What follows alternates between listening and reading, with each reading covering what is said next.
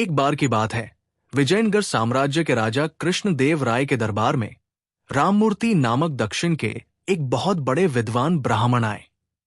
उन्होंने राजा कृष्णदेव राय से कहा, महाराज, सुना है कि आपके दरबार में बहुत बड़े बड़े विद्वान हैं। मैं उन्हें विद्वान तभी मानूंगा जब उनमें से कोई ये बता सके कि मेरी मातृभाषा कौन सी है। फिर राममूर्ति ने एक एक कर तमिल, तेलुगु, कन्नड़, मलयालम भाषा में धारा प्रवाह बोलना चालू किया।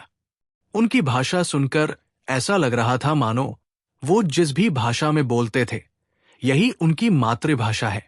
उनके बोलने के तरीके से उनकी मातृभाषा का पता लगाना बहुत मुश्किल था। राजा कृष्णदेव राय ने तेनालीराम की ओर देखते हुए कहा, तेनालीराम, क्या अपने दरबार में ऐसा कोई विद्वान है जो इनकी मातृभाषा बतला सके?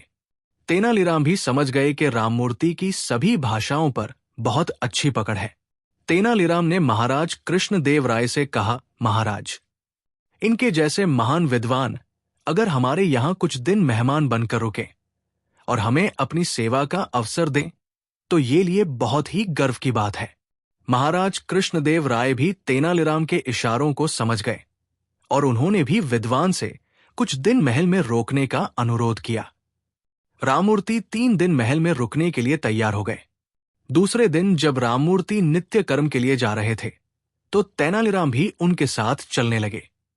रास्ते में एक कांटा राममूर्ति के पैर में चुभ गया और राममूर्ति ने अम्मा अम्मा बोलते हुए अपना पैर पकड़ लिया। तेनालीराम ने राममूर्ति के पैर से कांटा निकला जिससे राममूर्ति को आराम लग गया।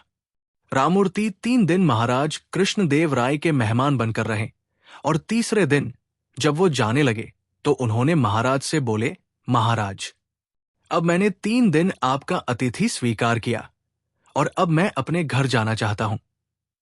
क्या आपके दरबार में कोई विद्वान है जो मेरी मातृभाषा बतला सके?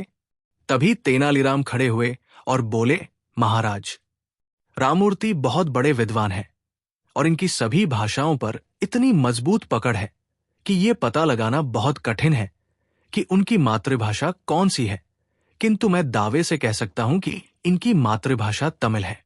यह सुनकर राममूर्ति बहुत प्रसन्न हुए और तेनालीराम से पूछा, तेनालीराम, तुम्हें कैसे पता चला कि मेरी मातृभाषा तमिल है?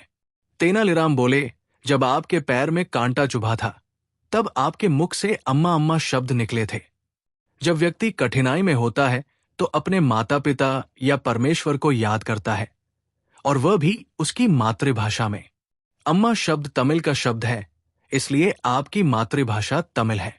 तेनालीराम की बुद्धिमत्ता को देखकर राममूर्ति बहुत प्रसन्न हुए और तेनालीराम की बुद्धिमत्ता की प्रशंसा करते हुए चले गए और राजा कृष्णदेव राय ने प्रसन्न होकर तेनालीराम को ढेर सारे उपहार और सम्मान दिया। ऐसी ही और मजेदार कहानियां देखने के लिए वीडियो को लाइक करें और चैनल को सब्सक्राइब करें।